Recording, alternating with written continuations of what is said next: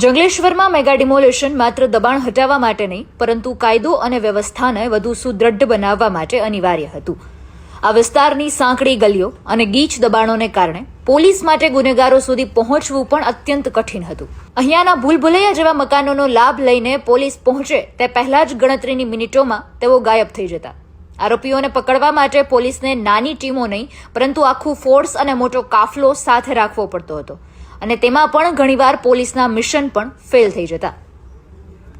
ઘણી વખતે અંદર ગયા પણ છે અને આવા અડ્ડાઓ તોડ્યા છે, આવી મિલકતો પણ તોડી પડાય છે. ગુસ્સી ટોક હેઠળ જેટલા મારા ગુનેગારો નોંધાયા એની પણ મિલકતો તોડી પડાય, પણ એના માટે ખૂબ મોટો ફોર્સ લઈને જવું પડતું, ખૂબ પ્લાનિંગ પ્રમાણે જવું પડતું. એકલ દોકલ પોલીસ એવું માને કે ચલો હું પીસીઆર લઈને જતા રહું, કે મારો સમન્સ ડ્યુટી વોરંટ બજાવણી કરવાવાળા હેડ કોન્સ્ટેબલ એવું માને કે ચલો આપણે જઈ આવીએ અને પછી તરત શાંતિથી આપણું કામ પતી જશે.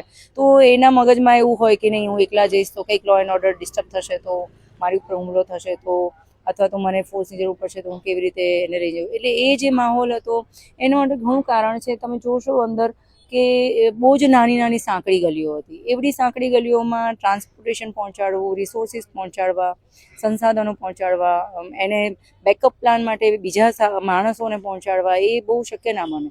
પ્લસ તમે એવા ઘરો જોશો કે એ ઘરમાંથી એન્ટર થશો તો એ બીજી ત્રીજી ગલી સુધી લાંબુ હોય, અમુક તો 7 ગલી સુધી લાંબા હોય એવા મકાનો હતા. એટલે ભૂલભુલામણી ટાઈપના અંદરથી મકાન હોય તો કોઈ આરોપીને તમે પકડવા ગયા, તમે મેઇન ગેટથી ગયા, તમને એવું લાગે કે હવે તો મને મળશે જ ને, ક્યાં જશે. પણ હવે એ ઘરની અંદર કેટલી ગલીઓ છે, એના દરવાજા ક્યાં ક્યાં ખુલે છે, એના માળ કેટલા છે, કઈ બાજુથી નીકળી શકે છે, પાછળ આખી મોટી નદી છે. એટલે એને પકડવું પણ એ મિશન જે છે ઘણીવાર ફેલ જાય તો એ જે તે ટીમને નું મોરલ જે છે થોડું ડિસ્ટર્બ થાય. તો અત્યારે જે રીતે આપણે જોઈએ છે કે ભૂતકાળની અંદર આ વસ્તુ હતી, ડિમોલિશન્સ જ્યારે થઈ રહ્યું છે ત્યારે હવે નેક્સ્ટ જે ભવિષ્યની અંદર આપણે ઇઝીલી આપણું ગુનેગારો પકડવાની જે પણ પ્રવૃત્તિ અમારી જે છે એ ઇફેક્ટિવ કરી શકે છે. એનો ઘણો બધો સુધારો થશે. જ્યારે એનું આશ્રય સ્થાન જ નથી રહ્યું તો પછી એ બનવાનું જ નથી અને સંતાશે ક્યાં.